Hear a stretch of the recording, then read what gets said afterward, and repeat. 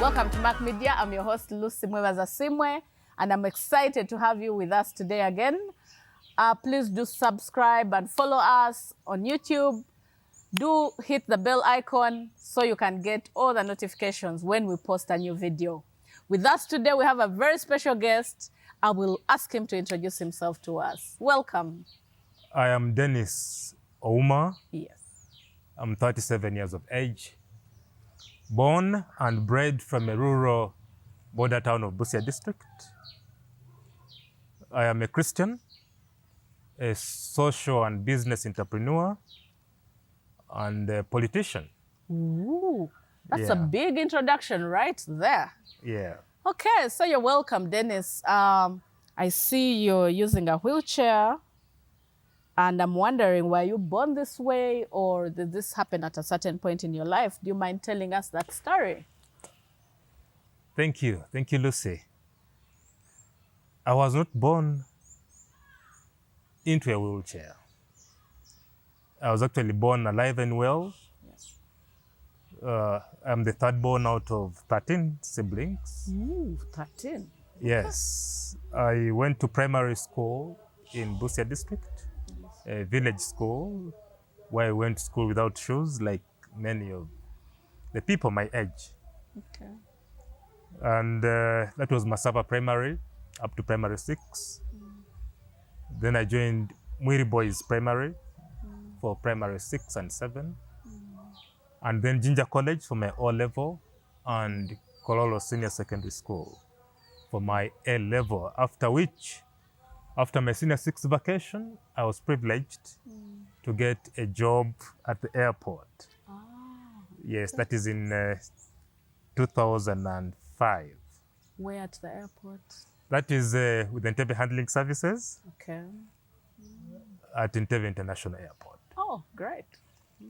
Shortly after, I joined campus, that is Makerere University, to study a Bachelor of Commerce degree external program.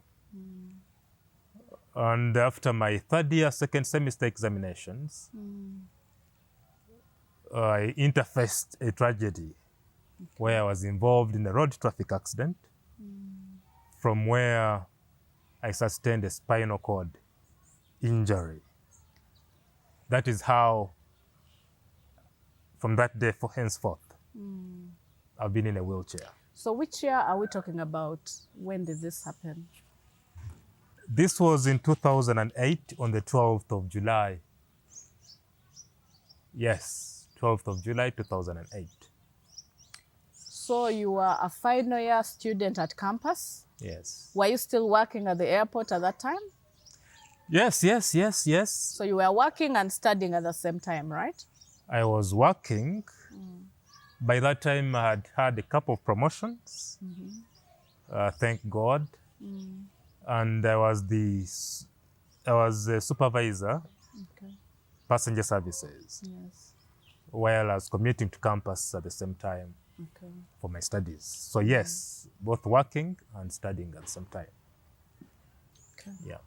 So then this tragedy happens, and then what next? So yes, the tragedy happens. I'm involved in a road accident. Yes.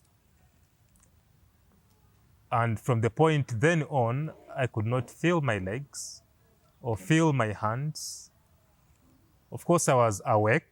I was very sober, except for the condition, the physical condition that had been exposed to, which wasn't familiar to me at all. So at which point did you realize that you actually cannot feel your legs? Right at the accident spot. Oh, really? Really. At the accident spot, I figured I could not feel either my hands or feet or even move my head. Okay. And I was literally wondering what on earth was happening to me. Yes. This was a condition I'd never interfaced with or heard about or read about. It was new to me. So I was taken to hospital and referred to the National Referral Hospital, Mulago, Yes. where I spent about 4 months at the spinal cord wing of Mulago Hospital. And I went a couple of MRIs to ascertain the extent of damage to my spine. Yes. And unfortunately, all the MRIs and X-rays did not reveal the extent of damage to my spine, despite, of course, the physical limitations accruing from the injury to the spine. So I was not operated upon. The only recommendation was to continue with physiotherapy, which is literally continue exercising and body massage, eat healthy, and hope and pray that you can get better. Of course, I thought 2-3 months down the road, it would get easier, it would get better. But that wasn't happening. And then came all sorts of advice from family and friends who really meant well on what possible solutions would be available. Of course, among others, people saying you have been bewitched and you needed to seek redress from the witch doctors, literally. But thank God I was a Christian. Of course, they were very persuasive. Yes. And the only explanation for my state of health was witchcraft. So yes, we visited several hospitals for alternative views. We visited several churches as well. Of course, given the persuasion of the people who meant well. And the advice was go seek a miracle in church. We went to all the popular prophets in town, including one who asked us to write down all the sins we had ever committed. Okay, did you remember them? That was a tricky part. He kept talking us through the possible sins one would have ever committed. Okay. The essence of all that was, if you don't write them down, all of them down, then God will not forgive you. All of them. And you will not be healed. Oh my God. Wow. I thought that was it. So, and the challenge for me was I couldn't try it. So I had to speak my sins to somebody. And that my somebody God. would then transcribe. Who was this somebody? Because I'm imagining you're speaking of somebody, you're like, oh, my mother. Who was this? Exactly my point. So, God. and that wasn't the hardest part. We're about 50 sick people with placards around our chests reading what ailments we had. So I was in the company of 2 of my brothers, 3 of my brothers to this church. I'll give you the details of which church later. I can almost But tell. anyhow, so the bad part was after writing, each one of us had to go to the front of the church to read out Your sins. the sins you have committed since birth. Okay, that's hard. But that was one of those experiences we underwent desperate to seek the slightest form of remedy. Okay, I have a question situation. first. So, when you were admitted to Mulago, did you have any cut, any wound, any bruise, or you were just fine, but you can't feel your lower parts or whatever? Like, what was going on? I'd like to understand that. I was not bruised at all. Really? Were 2 people in the car. The other colleague of mine, may God rest his soul in peace, actually. Oh. He was not injured at all at the accident, at all. Neither was I physically bruised or injured, anything visible. There was no injury that was visible, despite the gross, effects of the spinal cord injury. And everybody kept wondering, which is why I think people thought it was witchcraft. Yes. But yes, Because it doesn't make sense. just to tell you how popular the spinal cord injury is that in Uganda alone, there are about 1,200 admissions to the spinal cord injury wing of Mulago Hospital alone every single year. Yeah, so I guess I got exposed to those theories, those facts rather, and I knew I wasn't alone, but there were several other people with the same adverse conditions. Wow. Yes, so we sought all those kinds of remedies, Yes. which were extremely expensive, of course, from hospital to hospital, doctor to doctor. Yes. We thank God we had supportive family and very supportive friends at the time, since I'd lost my job. And by then I had no entrepreneurial knowledge. I mean, I was young, I was 23. I had 2 cars at the time. I had a house to myself. So, but then my job was gone. And my education, remember, I hadn't graduated yet. So there I was, Okay. under the mercy So- of God and, of course, family. You are 23-year-old, Yes. young man, handsome, Thank you. educated, Thank you. and here you are. At this point, you were in a wheelchair or you were not in a wheelchair, but you know, with a spinal cord injury. Where did you, what next? Well, I spent about 4 months in hospital, unable to sit on a wheelchair, Okay, why is that? unable to turn my head at all because of the injury, which was around the neck area, which had affected the entirety of my body. So I learned to use a wheelchair, given the vigorous exercises I'd been exposed to. Initially, it was tough. I could not spend a minute, 2, 10, 30 seated upright. It was all a learning process, the vegetative state that I was, wondering what else there was for me, where else to go, who else to consult, but most importantly, how else to fend for my family. So there I was. Days passed. I had a small savings to myself, and I was offered an opportunity to buy a restaurant and bar. Actually, I had about 1 million shillings, and then the offer for the restaurant was about 6.5 million. So I told this guy, yes, I was going to buy his bar and restaurant in Entebbe, in the neighborhood. I guess this guy needed money, so I told him I have 1.2 million, and he said, bring it and pay the rest in 3 months. So I sat my brothers down and tasked them to run the bar well enough, despite the fact that at the point in time I would never leave my bedroom. That was my comfort zone. It was one of those moments of my life where I would wake up unable to brush my own teeth, unable to dress myself up, unable to comb my own hair. Okay, I had no hair. I don't usually keep hair. But yes, I relied on the help of a personal assistant across the clock. So who was helping you at that time? It was my brothers, really. Okay. Yeah, because I was staying with 2 of my brothers and a sister at the time. And I relied on them for pretty much everything, including running that bar. Now, I never visited the bar in like 8 months at all. I didn't know what it looks like, despite having bought it. Of course, I struggled to pay and all that, the balances. I was reported to the LC for forfeiting the payments, but finally, You cleared. I cleared. So The long story was the bar able to take care of you? Was it bringing in money? The bar didn't last very long because it was mismanaged, actually. Okay. I think one of the reasons, now that I'm an entrepreneur and I've been to school studying entrepreneurship and business, I think I was not supervising. I was not there physically. I didn't give it time at all. Like, at all. You trusted other people? Yes.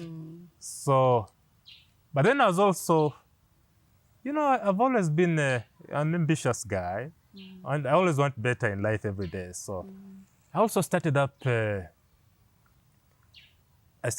unisex salon. Okay. I had space at my house. I had an empty garage. I said, why not start a unisex salon? I bought a couple of equipments and got some 2 people to work there. Okay.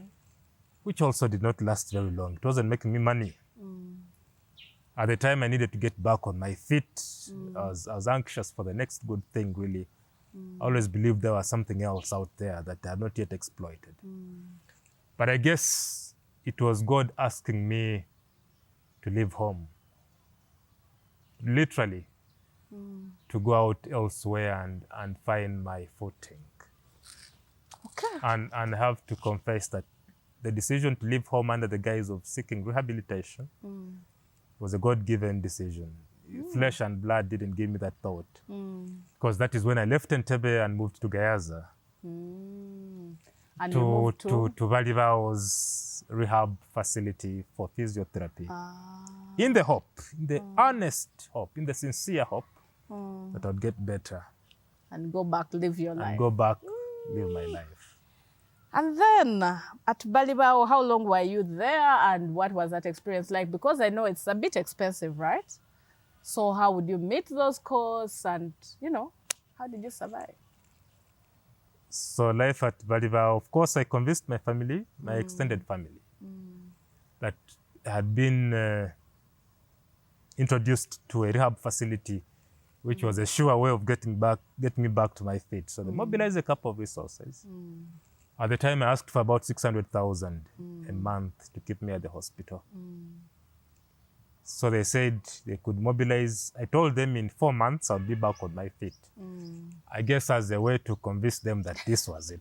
To encourage them. Yes. To be encouraged and hopeful. Yeah, so family put together that money. And I was in the hospital for the first 6 months.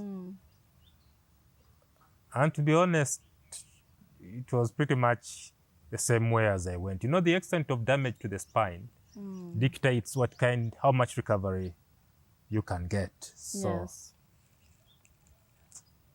I was in hospital. It was expensive. But like I said, the decision to move from Entebbe to come to Gayaza, I believe as a Christian had nothing to do with my physiotherapy. Later I found out. I had a lot of God positioning me, you know, to meet people, to research, to really to build networks, also to find a church. Because that is when I met Lucy, my interviewer this evening. Everybody thumbs up for Lucy. That is when I met Lucy. Again. Yeah. By the way, again. And like I've always called her my mentor, because Lucy was my first mentor at the airport when I'd just been promoted from cargo handler to check-in agent. So I found Lucy here. She was much smaller. Yes, so I'm blushing. I met her, it was about 8 years later. I don't know. You know the numbers. Okay. So about 6 or so. Yeah. Yeah. And Lucy told me, before I tell you what she told me, Lucy came around hospital with by far the biggest shopping I'd ever seen. Oh. You really made me feel good. Oh, great. We thank God. Really. Hallelujah. You bought for me things. You made me really feel good, from food stuff to clothing. And you know, as a spinal cord injury guy who had lost my mind on what tomorrow beheld, really. I didn't know I would ever put on a shirt and a tie and shoes and be smart again for a public appearance. That wasn't in my mind. That was prophetic. I believe so. So, you know, of course, you did that over and over again. Hallelujah. You introduced me to a church, Worship Harvest. Oh, that too, right? Church. That too, yes. And you'd come off your schedule and pick me, drive me to church. Drive you to church, yes. Even sometimes when you're not going to pray there, you had that commitment, come pick me, take me to church. You told me there's this church, I'm sure you're going to like it. I went there and I didn't just like it, I loved the people there, the ambience, the word of God, the music, the love. It was different. It was different. I felt peace, really. So the times you're not able to come around, you delegated. Ivan came faithfully, delivered me to church, picked me.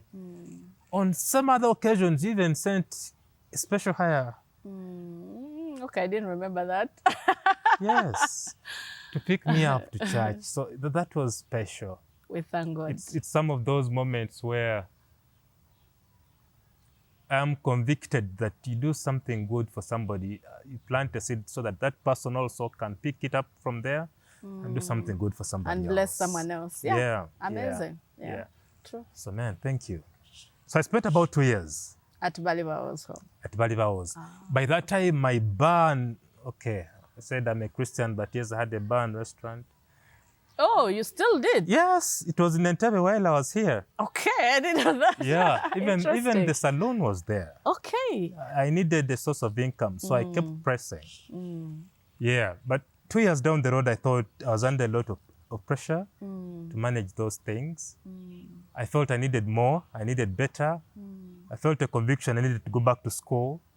I'd interacted with many people with disability, locally, internationally. I had read about them, what it is they're doing in their circumstances, what are their limitations, what opportunities lay in their way, what potential do they exhibit, and how are they putting them to use. So these questions kept challenging my mind. Yes. And I thought I would do something about the challenges, not that I personally faced, but my community. There are more than 6.5 million people in Uganda alone with different forms of disability. With its dynamism ranging from the blind, the hard of hearing, the speech impaired, the person with albinism, among others, the sensory impaired. Many people have not interacted with people with disability, but there are more than 12.5% of our population. In Africa, there is a whopping 200 million people living with different disabilities. Really? And a whopping 1.5 billion globally. Yeah. So I thought I needed to do better. Remember, I was in hospital.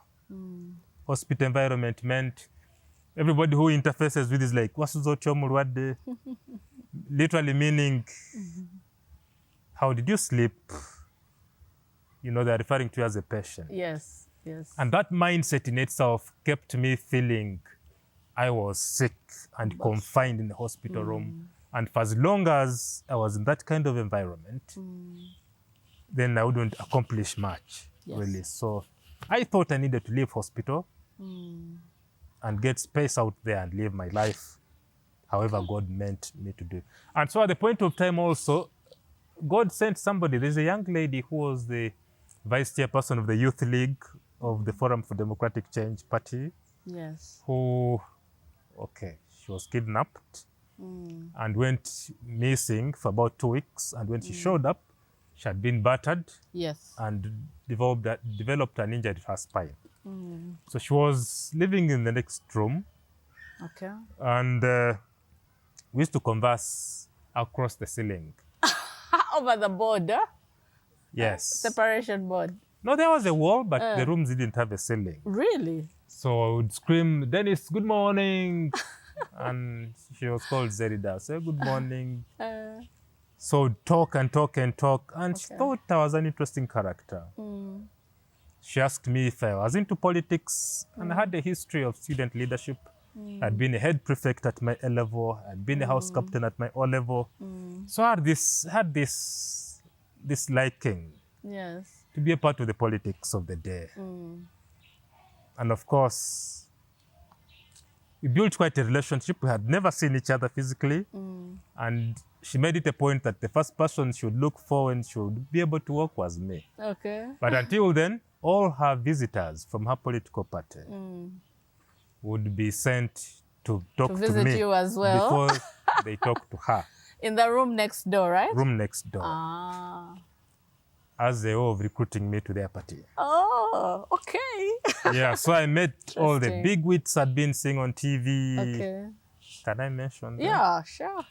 Why not? Okay, I met the chairperson of the Women League then, Ingrid Turinawe. Yes. I met the chairman of the Youth League, Denis Ouma. I met General Mugisha Muntu, who was the party president. So this exposure to these politicians and people I had looked up to and seen on TV motivated me. Even better, now that they thought I had something to offer to the country, they believed in me for some reason I was yet to establish. It was part of what informed my decision to leave the hospital and explore the world, with the immediate perspective being the urge to get back to school. Complete your degree. To complete my degree under the circumstances of life with a disability. I've been exposed since being in Gayaza, being around people like yourself, people who are doing big things in life, people who are impacting lives, people who are in business, being around Worship Harvest and the members of Worship Harvest Church, that family of business-minded people, business coaches, and who are literally into financial growth for both individuals and for companies, among other things. Yes. So being around such people have had a big impact upon me. And I've looked up to people who have succeeded. Pastor Mose, for example, as a straightforward financial coach. They've been a huge inspiration. Pastor Chris Muga. Ivan Akwatulira. I've walked down a long journey with him. Thanks to you, you introduced him to me. So I thought I needed to do something. So I looked at these people as mentors. You know, mentorship is critical. I would bet even from the biblical times. I mean, Moses mentored Joshua, Elijah mentored Elisha, Yes. Barnabas mentored Apostle Paul, Apostle Paul mentored Timothy, you know. Yes. So mentorship is critical. You need to look up to somebody. And I did look up to people in business, entrepreneurs. What it is are they doing that I needed to do? Being around them, of course, influenced me a great deal. And at which point, I had an opportunity to bet on myself and pay 150K to join a boot camp, which was an entrepreneur class for 2 weeks, entrepreneurship class, teaching Christian business principles. That was being hosted by the Avoda Institute of Business for Africa.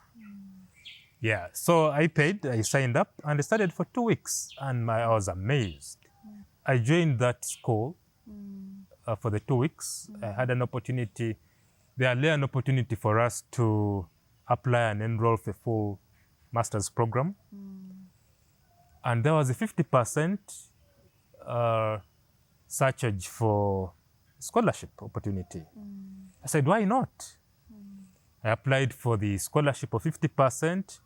I told my story, and the gentleman I'd never met offered to pay the entire tuition. Wow. So I enrolled for my first master's program at the business school. And from, of course, the interaction with the course modules, the people in different businesses, entrepreneurs, from across the world, by the way, I thought I needed to pursue disability inclusion. Thank God that, you know, clearly you have made it, and I think you will inspire so many people out there. Those that think they've reached the end of the road, clearly it's never the end of the road. Don't you believe me in that? Of course. So thank you for sharing your story, Denis. That's amazing. Keep watching Mark Media. I'm your host, Lucy Mwelaza Simwe. Thank you. Bye.